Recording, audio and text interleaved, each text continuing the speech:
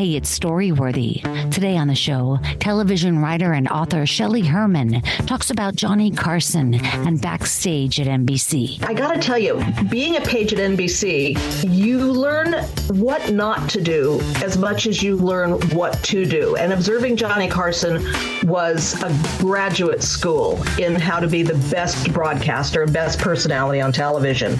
I would purposefully position my tour group when Johnny Carson would arrive. At the time, he had a Corvette, and he would pull into the Midway area between the studios and the administration building. To see Johnny Carson in his car, and he's wearing street clothes. Today on the show, television writer and author Shelley Herman talks about Johnny Carson and Backstage at NBC. Hey, it's Shelley Herman, and you're listening to Storyworthy.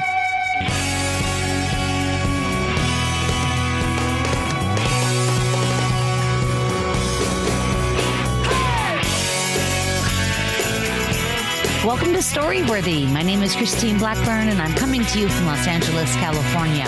Whether you're a longtime fan of the show of almost 14 years, or you're a brand new listener, welcome to Storyworthy. I hope you guys had a chance to listen to the show last week with musician and comedian Dave Hill. Dave talked about going to a prison in Mexico. I didn't say he was in a prison in Mexico. I said he went to a prison in Mexico to play some guitar, to entertain the inmates as you will.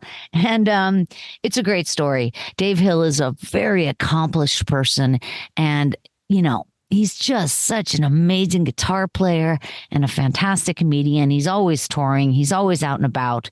And so go back, you guys. Listen to Dave Hill last week, but not today. Stick with me now, because today I'm here with a very interesting person who I just recently met.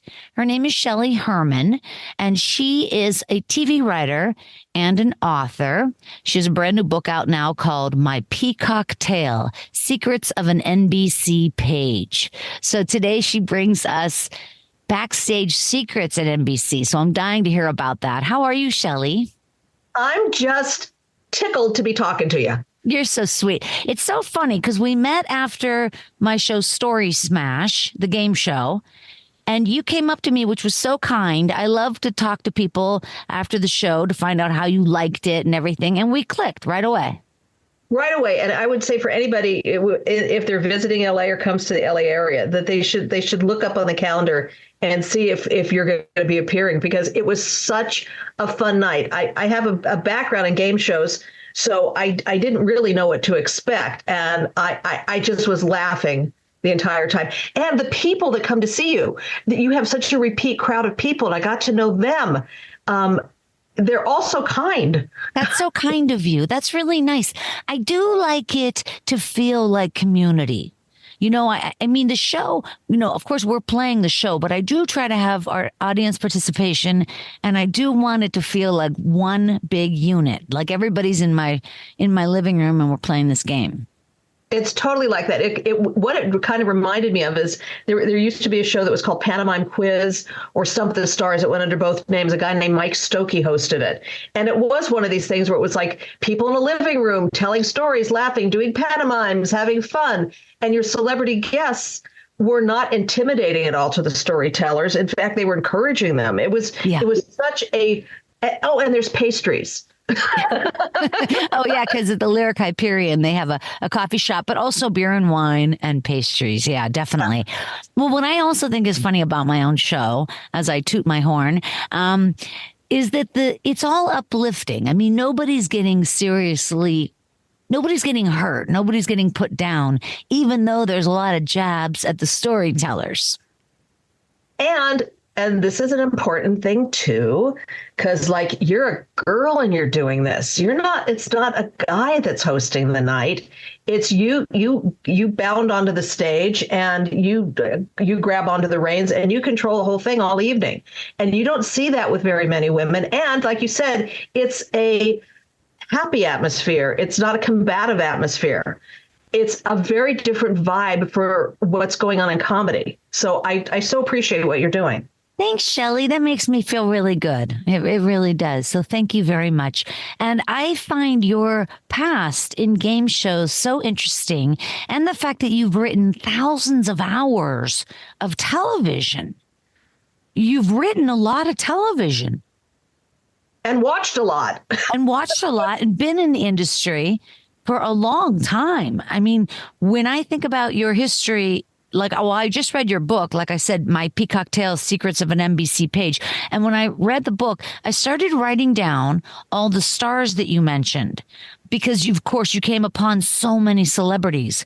But then after I wrote down like Don Rickles, Johnny Carson, Johnny Cash, Joe Namath, like all these crazy people, Ringo Starr, like all these names, Gilda Radner. And then I had to stop writing them down because I would have written hundreds.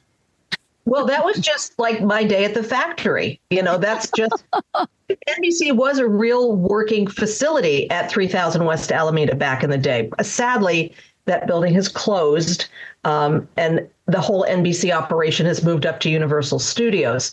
So when we would be ushering shows and giving tours, that whole part of the Page experience at NBC is gone now because Universal has their own tour. And the Page program now is just more of bopping around to the different entities that NBC owns so they can do like little brief internships. Sure. So No, it's totally different now. I understand that. But when you were a Page at NBC, this is like the Johnny Carson. These are like the freaking, like, I don't know how to say it. Like, these were the biggest days for Johnny Carson. And, every night him on stage and talking about Rancho Cucamonga and doing all these funny words over and over. I mean, it was such a well-run machine that lasted for so long. And then, of course, Jay Leno takes over. He's still at NBC. He's still at that lot in Burbank. And then all of a sudden, it just seemed like almost all the shows left NBC, I mean, in that location, except for soap operas. So for some period of time, if you were a Page at NBC, you were really just showing the Tonight Show stage and then soap operas pretty much, right? Well, back to game shows again, because a lot of game shows were there also. And like a lot of studios, people could four-wall the facility and bring in their shows. So even if it wasn't from your net, if it wasn't an NBC network show, somebody could still rent out the facility. I see. One of the last shows that I did while I was there was Supermarket Sweep. Oh, right. I remember that. They run around with the shopping carts. And that wasn't an NBC show, but I worked there for 3 years doing that show. They just shot the show on the lot. Yeah. Yeah. And Ellen was at NBC for a while, too, before she was with Warner Brothers. Yeah. Oh, I didn't know that. And so in this book, it's such a fascinating book because, well, like you said, these sorts of stories in this particular time period, it doesn't exist anymore. So it was really a moment in time, probably 2 decades or so, that you were the one who was witnessing like Johnny Carson going out the back door and jumping in his helicopter and flying off to his house in Malibu. Yeah, that was the last goodbye for Johnny. Oh, I see. For people that remember that wonderful final episode of The Tonight Show starring Johnny Carson, he didn't want to face everybody after he said his final goodbye. Yeah. So after 9/11, Johnny had to move his office because he used to be on the second floor of the building, and there was a big picture window that overlooked Alameda Avenue. And it actually became kind of a little bone of contention at one time because Red Fox wanted to have a window. He was a big star at the time doing Sanford and Son, and he actually kind of had a little bit of a sick out until NBC finally relented and put a big window in his office. It was, oh my God, but it was just a power grab thing. Yeah. So after 9/11, when they realized people could throw stuff through Johnny's window, they moved him down to the basement. Oh my gosh, no windows. Yeah, so no windows. But a lovely office nonetheless. It was our old Page lounge that he took over. And it had a shower and a vanity area and a dressing room and stuff. But it also had an escape room so that if there was something going on, they could get Johnny downstairs quickly, go through the tunnel that went under the Midway area where Johnny would park his car out to the administration building where the Hungry Peacock commissary was located. And then they could get him out to, to safety if there was any kind of a terrorist problem. But that final night, they used that getaway tunnel so that his wife and he could slip out and not have to see the press afterward, get into the helicopter, take the flight out to Point Hueneme in Malibu, where they had a fabulous invitation-only party, lots of security. Les Brown and the Band of Renown played, and Johnny had everybody to his home for that last goodbye. Yeah. Wow. What a career. What a career. Well, your book is very interesting. And, it's a memoir, of course, but you also talk a lot about it's kind of like inside baseball when it comes to Hollywood. So I'm anxious to hear your story. I wanted to tell you, and maybe I mentioned this, I was a page at Paramount when I first came to LA. And what was going on at Paramount while you were there? I was a page for Dharma and Greg, Frasier, The Man Show. You remember Adam Carolla and Jimmy Kimmel? Yeah. And Kimmel, right? And girls jumping on trampolines. I think that was stage 5. And I gave 2-hour walking tours of the lot. Star Trek. Star Trek was on the lot. And of course, the New York City back lot is there. And that was fabulous to walk around. Paramount. Now listen to me. Now I'm going to go off on my facts.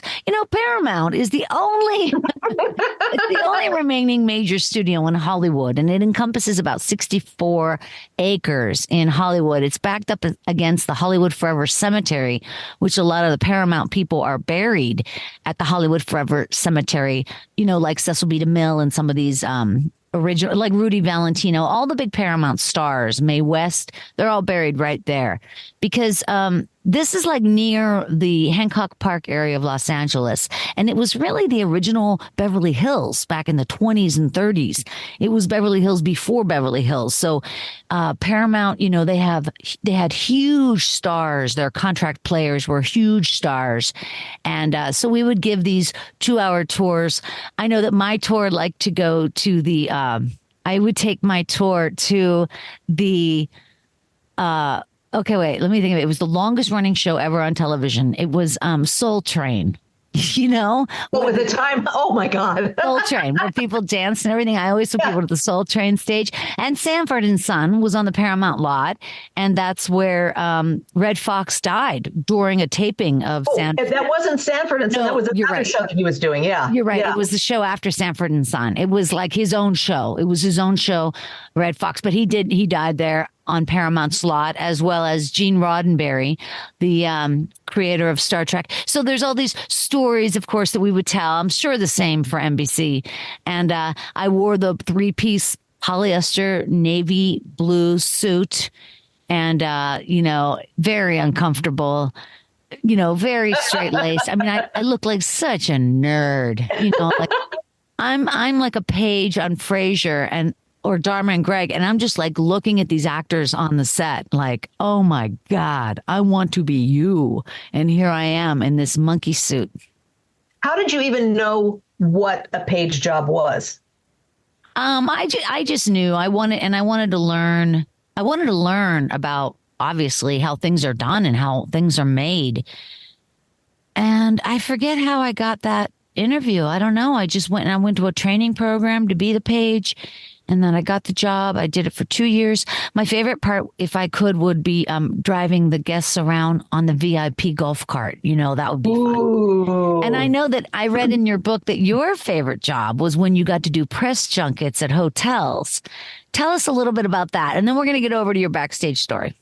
Well, I lived for 5 days at the Century Plaza Hotel during a press tour, which you would think that would be like the most fabulous experience ever. And for like the first couple days it was, because I got to sleep in the presidential suite. But I had to make sure that I had to open the suite at 8:00 in the morning and make sure it was even before fax machines, but they had these things that were on like kind of a roller spindle thing so that the press people could send out their stories. And I got to meet all of those people. And to this day, Richard Hack, who was one of the reporters there. He just moderated a panel for me in Palm Desert. Unbelievable. So I learned what that aspect of the business was, and I was able to like order anything I wanted off the menu. And I was getting steaks and champagne, and for breakfast I'd have things with caviar on them because it was all on NBC's nickel. And by the fourth or fifth day, all I wanted was peanut butter and jelly sandwiches and Diet Coke. I was so burnt out. That's really funny. Yeah, you did say that you ordered that, but also they did like your laundry. They did your uniform every night. They had to, because I couldn't, as you know, these polyester outfits that we had to wear, you couldn't just wash them in the sink. They were horrible, absolutely horrible. I mean, my thing also with the limo runs that we would get and these fabulous opportunities is we would get to go to the homes of some of the stars to pick them up, to take them to the airport, or you handled them. You're like a handler. I like to say ambassador. Give me a break. But like sometimes like I had this one guy in the car once whose name I can't really mention at this point, but we were on our way to the airport and he wanted to stop by Jack's house on Mulholland. Right. To get some Coke to take on the plane with him. Well, sure. Yeah. And I was like, no, not on my watch. You're not going to get busted for that. Another one of the pages, there's a lovely Wait, you didn't do it? I wasn't. No, as much as I wanted to meet Jack Nicholson, no, I wasn't going to like let my guy get on a plane with Coke. I was my responsibility. It wouldn't have been your fault. Kind of, yeah. Yeah, if they, kind of, yeah, it would have been. You're so funny. Talking about going rogue with some of the people. 3 of the pages that I worked with had an opportunity to be with Gilda Radner. And she had just finished her press tour. And rather than just put her in the limo and send her back to the airport, she turned to my friend Pete Herman and said, I have 4 hours. I've never been to Hollywood before. Show me Hollywood. Yeah. And so Pete put Gilda in his Mustang along with 2 other page girls. And in 4 hours, they went to the Chinese Theater, and they went up to Griffith Park, and they went into Westwood. And Gilda was newly engaged to some guy at the time, not Gene Wilder, but another guy at the time. So they went to the Fairfax district to go meet her future in-laws. And Pete's like looking at the clock, and he's looking at the gas gauge on his car. And sure enough, his Mustang ran out of gas right in front of CBS. So America's sweetheart, Gilda Radner, it may miss her plane. Pete may lose his job. So what does Pete do? He sits behind the steering wheel and has Gilda and the other 2 girls pushing his car to the gas station over on Genesee. It's one of the funniest stories in the book. It really is a great story. And there's a sweet, sweet, sweet little letter that I got permission to use. And I mean, one of the things if people are writing books that they need to know about is that you can't just put stuff in books just because you physically have a copy of something. I did not know Gilda, and I wanted to desperately use this thank you note that she wrote to Pete for this wonderful adventure that they were on. Right. And I reached out to Facebook, and I reached out to Alan Zweibel. And I said, hi, you don't know me. I don't know you, but this is what I want to do. Do you know who controls Gilda's estate? 10 minutes later, I had the private email address for Gilda's brother. Unbelievable. Less than an hour later, he gave me a photo release. So that is an interesting fact. Now, I never heard that in my life. Now, I saw the letter in the book. I read the letter. I love that it's in her handwriting, of course. And yeah, she was very appreciative of the day and became like a famous page story at NBC. Oh, yeah. The Hollywood, the day they took Gilda Radner to Hollywood. But you're telling me you had a copy of that letter and you aren't allowed to take a picture and put it in your book? No, because without getting too heavy with all this, if somebody sends you an email or somebody sends you a letter, they own that content. But if you get permission, of course, you can use it. I did this. There's a Joan Rivers letter in the book. There's a Johnny Carson letter in the book. You get permission for all that. But on the cover of my book, there's a photo of Johnny Carson and me, and he signed it to Shelley, good luck, Johnny Carson. Because that has my name on it, and it's a photo, and he signed it, that becomes a gift. Oh. And then legally I'm able to use that. But because I don't want anybody upset about anything where my book is concerned, it's all peace, love, and happiness in that book. I did run it through the Johnny Carson estate, and they gave me permission to use it. Wow, that's so interesting. And it is a fabulous photo, man. Johnny Carson he just looks like he's in his prime and you are laughing and so beautiful. It's really great. Thank Okay, you. great. We're going to get over to your story, Backstage Secrets at NBC. And yeah, I just want to hear some more of these stories. It's fascinating. But before we get over there, I wanted to mention that Story Smash, the storytelling game show, like Shelley was talking about, is on February 10th at the Lyric Hyperion here in Los Angeles. If you're in LA, you have to come. Head over to storysmashshow.com to get more information. And of course, follow Story Smash on Insta at Story Smash. Don't forget to check out My Life in 3 Songs.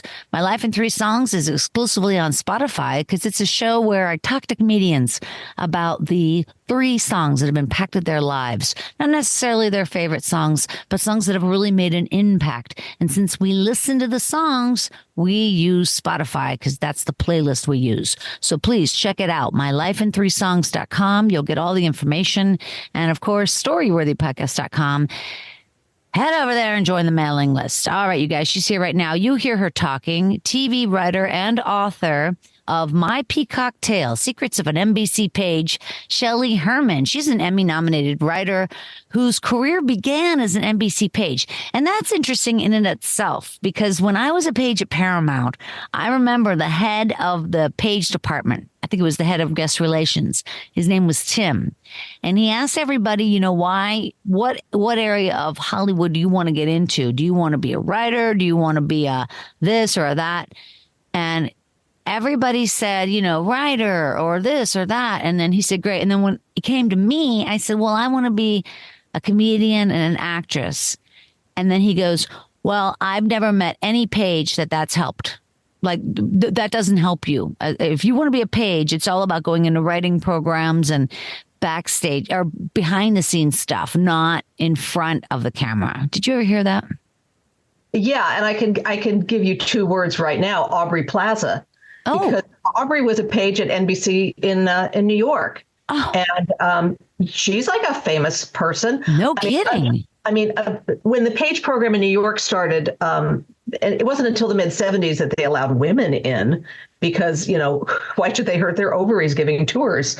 So, but other people that went from the Page program to Regis Philbin, Yeah. Chuck Barris, Gene Rayburn, Peter Marshall, Richard Benjamin. A lot of people became personalities and stars on camera. Yeah. Well, that's fascinating. Yeah. I think it would be no matter what, it's a learning experience because you're really getting to see the nuts and bolts of what make these shows tick. I mean, it takes more than a village. It takes a whole crew to make these things work. Absolutely. And even when I was doing it, the opportunities for the women were not the same as they were for the men. I mean, we could observe the same things. We could go to the same meetings, but they still weren't ready yet to give the girls the bump. That's the problem. In addition, Shelley has guest starred on numerous television shows, and she's hosted a bunch of infomercials and national talk radio programs. You guys can find out a lot more about Shelley over at Insta and on Twitter at My Peacock Tale. All right, you guys, wherever you are, put your hands together for Shelley Herman. Okay, the first thing people ask me about being a page at NBC is, what was Johnny Carson like? And I'd like to say that I knew that personally, but I knew it more from an observational point of view. And I got to tell you, being a page at NBC, you learn what not to do as much as you learn what to do. And observing Johnny Carson was a graduate school in how to be the best broadcaster, best personality on television. If I was lucky enough to get a tour of the NBC facility in Burbank at 1:00, I would purposefully position my tour group when Johnny Carson would arrive. He would usually get there at about 1:50 on the days that he worked, which is usually Tuesdays through Fridays. And at the time he had a Corvette, and he would pull into the Midway area between the studios and the administration building. And it was really cool because it was kind of like, like when you see your school teacher in the supermarket and you go like, oh, what are you doing here? To see Johnny Carson where he's in his car and he's wearing street clothes rather than dressed with a jacket and a tie and looking all dapper. But he would usually wear like an Izod shirt, and like guys wore like these Sansabelt polyestery kind of pants, and he'd usually carry a little notebook in or something with him. And which Corvette was he driving? Was it like the really cool Stingray, or what do you know? Oh, dead total Stingray, white Stingray. Yeah. Yeah. And there was he had a license plate that read 360 GUY. And a lot of people thought it was a custom license plate for all around guy, 360 guy. Yeah. But I'm imagining that Johnny Carson is like the person who would want to be the least conspicuous person on the road. So why would he have one of these like, look at me license plates?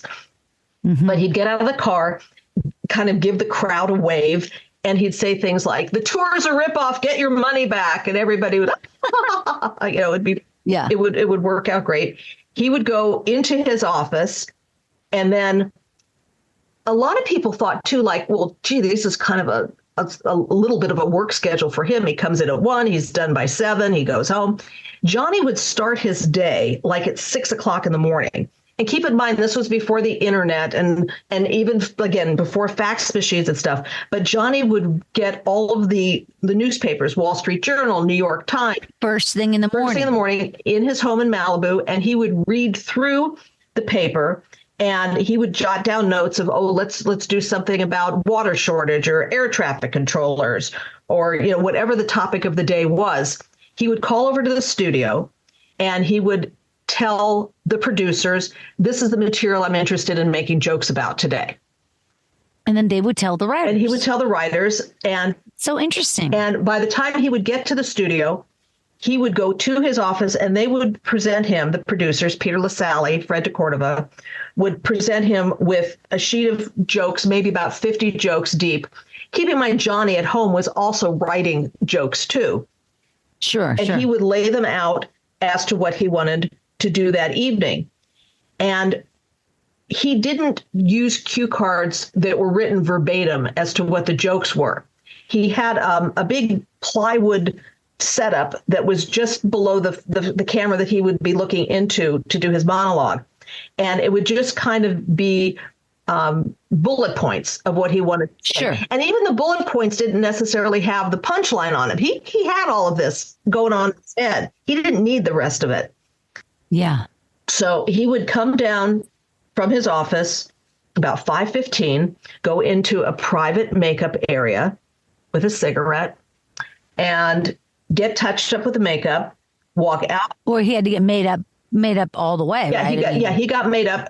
I mean, Ed and all the other celebrities that were on the show, Ed McMahon, there was a big communal kind of dressing room. Johnny had like a little private dressing room area. Sure. And then he would be escorted backstage. He wouldn't speak to the guests before the show because he wanted to keep things spontaneous, unless there was a particular need to do that. He wouldn't do that. Mm-hmm. And then he would stand behind what they called the peacock curtain, the multicolored curtain. And a guy named Irv, who was there forever, Irv Davis, here's Johnny. He would pull back the curtain for Johnny, and Johnny would walk out to a star that was on the tile floors. Our page trivia, each of the tiles rents for 75 cents a day. So the tile floor. They didn't own the tiles? No, everything was rented from NBC. That's so funny. Johnny would do his monologue, and people would say to me too, like, oh my gosh, you must have seen hundreds and hundreds of Tonight shows. Well, kind of, sort of, no, because my job was to keep my back to Johnny while he was doing his show.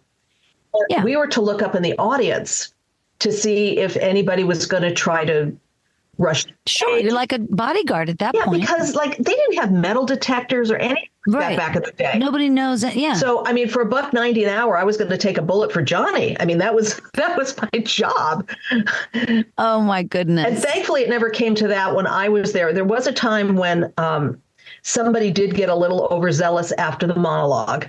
And usually Johnny would, after the monologue, they'd go to commercial. Johnny would do a cursory thank you to everybody. Or maybe sometimes he'd go, does anybody have any questions? And he would, do a little of that. but somebody rushed the stage once and some security guards tackled the guy, and Kevin Quinn, who was the director's son, nice guy, he was sliding on the floor while he was tackling the guy. And the guy just wanted a handshake. He wasn't going to hurt Johnny. And Kevin said, "This is the last time I wear my Gucci loafers on the soundstage," because the tiles were so slippery. That's so funny. Wait, can I stop you 1 second? So are there writers also like on set that are going to help him? Because this is a one-time run through, or did he practice first? I mean, he's just doing the monologue one time. One shot at it. And wow. There was a little area off stage behind. If you can imagine, if you watch any of the old Tonight shows, there was an area where Fred DeCordova would sit. There was a clock on a wall. And then behind that was kind of a roped off area. And the pages and the writers would stand back there observing the show. And usually the writers would stick around at least through the monologue and, hopefully have a job the next day. So yeah, no kidding. But that was also that little backstage, little roped off area when the pages one of the things we would do was stump the band. Yeah. If a guest was late to the show, and the show went at 5:30, whether you were stuck on the 405 freeway or not, the show must go on. Yes. It would have to get delivered to New York so that it could be broadcast that same evening. So it's 5:30. It started as a 90-minute show, I read, and then it got cut down to the 60-minute. Originally the 90-minute version, which Johnny really liked, because that was a segment where we're having that extra 30 minutes. He could have more people on that were like human interest stories. The crazy, the potato chip lady, or, Stan Can with his goofy appliance. Right. Not just stars. But also what he liked a lot was having authors on the show like Carl Sagan. And he liked introducing the world to these learned people because Johnny was very well read himself. And the authors had a great opportunity, or somebody who might not be a comic per se, but somebody more of a like a Tony Randall type of person, or a Buck Henry that could just go on and tell a story about something and just be, witty and pithy. He loved those kind of guests. Sure. Well, that's why he had them on over and over and over again. Oh, yeah. Like Gary Shandling. I'm just thinking of a few off the top of my head of guest hosts he would have on constantly. Not just guests, but then have them guest host because he liked them so much. Well, also people like Gary Shandling, Steve Martin, George Carlin, they prepared. They came in with their own stuff. And, of course. And Johnny certainly appreciated that. At the same time, that can sort of backfire on you because also Joan Rivers came in with her own stuff. Sure, yeah. And as Joan progressed with being the only permanent guest host ever hired to do The Tonight Show, the only female comic to be a guest host, because Johnny usually had women singers as guest hosts. Helen Reddy, Florence Henderson, Beverly Sills, people like that. But Joan started getting edgier and edgier. And she was warned by Peter LaSalle, like, this isn't our audience. Could you just like dial it down a little bit? We have like the flyover states are our audience, not just the guys that are hanging out on, Santa Monica Boulevard.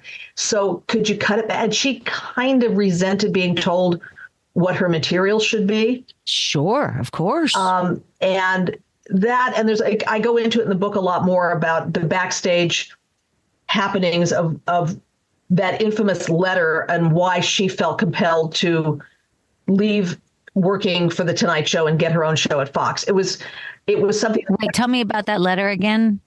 There is a letter that was written that had a list of 10 names on it of people who could become the permanent host of The Tonight Show when Johnny retired. Keep in mind, this list was very premature. Johnny had never said he was going to retire at this point. And the woman that I know who saw this list was Joan's longtime friend and manager and assistant, Dorothy. And the names, like Letterman wasn't on the list. Leno wasn't on the list. She remembers David Brenner's name was on the list. No women on the list. And then on this letter, there was a handwritten note that's saying, you have no future here. So that letter got to Joan's husband, Edgar. Mm. He showed it to Joan, and both of them said, F NBC, we're going rogue. We're going to go get a deal at someplace else. And they cut a deal with Barry Diller at Fox. If only Joan would have picked up the phone to Johnny, because Johnny hired her. Johnny mentored her. Johnny loved her. If she just would have picked up the phone and said, Johnny, what's going on here? None of what happened would have happened, because it was really, you think so? Oh, I know so, because the letter, in more detail in the book, was written by somebody who was a practical joker. And had she tried to vet the letter rather than just going off and getting mad and doing her own thing, it would have been so different. I know, but Johnny was such a misogynist. I mean, he wasn't necessarily a good guy. He liked Joan. Huh. He loved Joan. But so what sparked her to send the letter? Because people were telling her at NBC to dial it back? No, Peter LaSalle specifically, who was a good friend of Joan's, he was like, please, for the sake of the show, this is what I need for my show. Can you please try to dial it back? And then when this letter came out, she thought that it was them in a backhanded way saying, pack your bags, you're out of here. Okay, so the letter was from whom to whom? The letter was written anonymously. Peter LaSalle said it was never authorized. It was never, because anything would have to come through him. It was on NBC stationery, but it did not come from The Tonight Show. It came from somebody who was in charge of corporate guest relations. And it's more of it. I'm hesitant to say too much because I hope I'm saying it properly and I won't get sued for what I'm saying, because in the book it's right. But there was a guy by the name of Jay Michaels who was good friends with Joan and Edgar, a notorious prankster. This letter took on a life of its own and snowballed before it could be stopped. And it should never have happened. But who was it addressed to? Peter LaSalle? It was not addressed to anybody. It was just a list. And okay, so it just basically said these are the people that might follow up Johnny when he retires. But then the handwritten note part of it saying you have no home here. Well, who was that to? That was given to Edgar by Jay. Oh, I see. So it was essentially for Joan. Yeah. So that's what Joan felt like. Well, they're telling her directly, you don't have a home here. And so so I understand, though, her point of view. I mean, what's she going to call Johnny and say all that? Instead, she's like, he probably came down from him. Fuck him. He wasn't anywhere near retiring. He had just anointed her the permanent guest host. There was no reason for it. But I mean, yeah. I see. But she did want to go on to her own show, it seems. Yeah. She wanted to have her own thing. If there was ever a time for her to strike while the iron was hot, that was the time. Yeah. And with the backing of this new Fox network and, Barry Diller She had such a traumatic experiences, boy. She came from so much pain. I mean, it's probably why her comedy was so good and why she was so wonderful as a comedian. She had a tough going there. And unlike a lot of people we see and we know, Joan continued to evolve. Yeah. And stay relevant. Yeah. And kind of dragged a lot of people kicking and screaming along the way to say, like, this is how it needs to be done now, guys. Mm-hmm. No slam to anybody else. I mean, I adore people, women like Phyllis Diller and people like that. Phyllis had her thing, but she was basically Bob Hope in a bad wig. And she would tell her old jokes, and they worked for her persona. But for Joan to stay relevant and to get booked into Vegas or the Beacon Theater, she needed to stay current. She needed to have that edge to her. Mm-hmm. And it gave a lot of other comics, specifically women, permission to do more than I hate doing the dishes and my husband's a slob. Mm-hmm. So Joan was fabulous. It's also interesting. I mean, the whole book, it's really fascinating. Again, you guys can head over. Well, you can get the book anywhere. Amazon, you can just head right over there. The name of the book again is My Peacock Tales, Secrets of an NBC Page.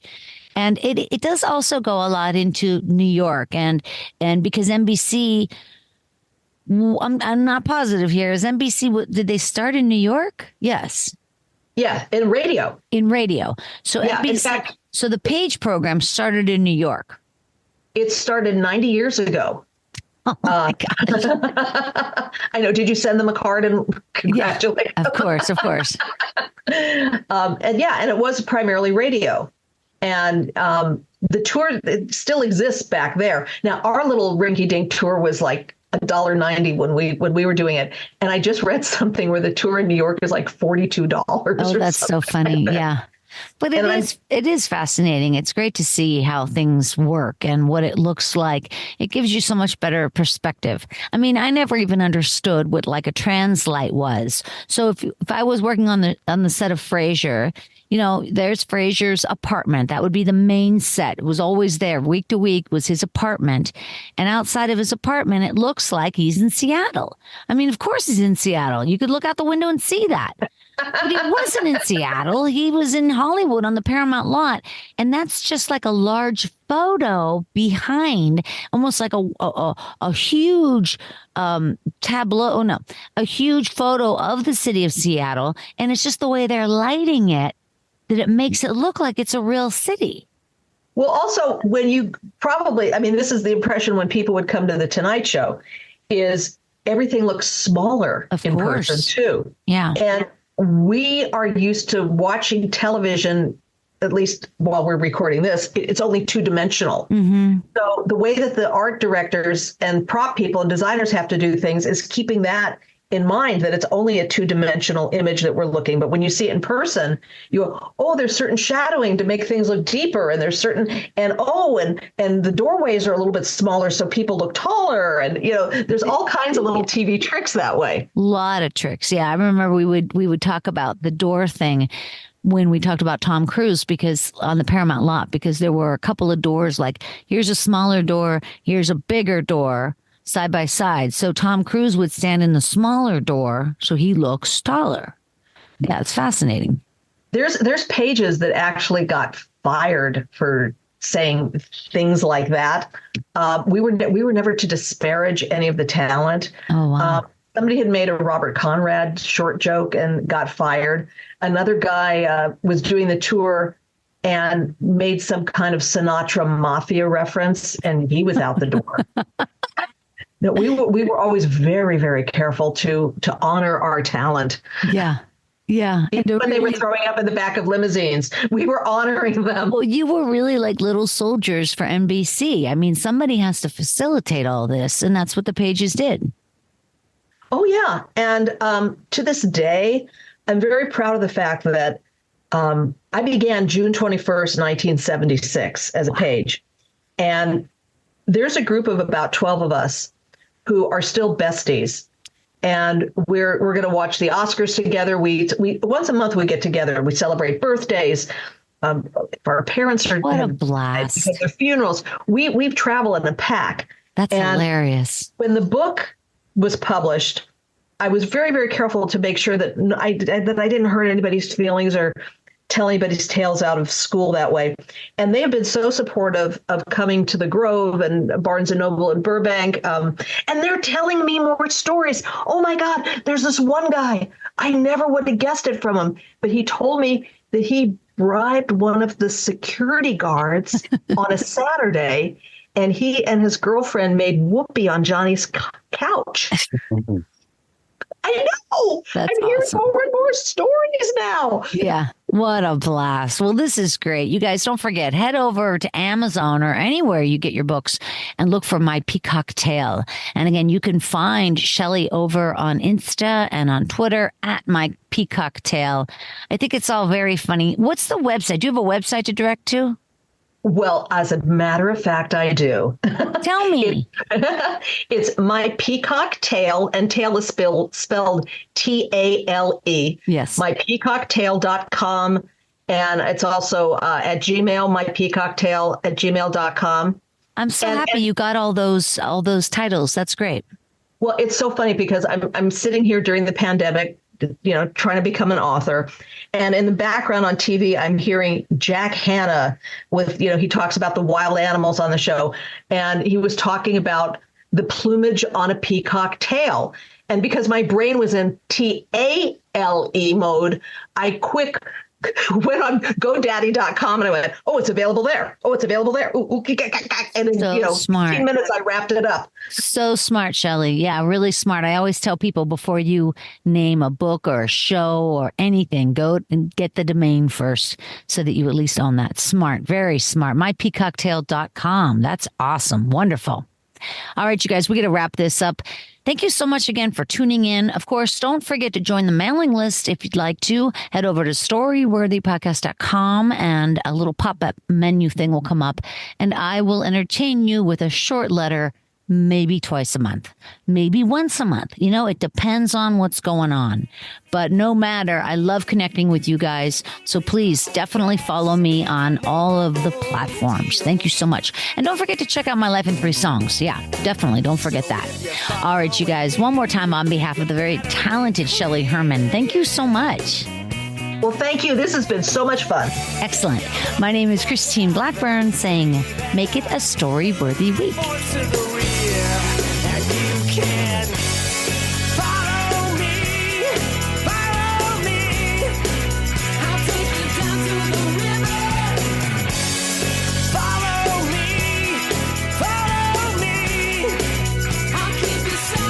Thanks for joining us on the Storyworthy Podcast. We'll be back next week with all new stories. Subscribe to Storyworthy on iTunes and visit the Storyworthy website at storyworthypodcast.com.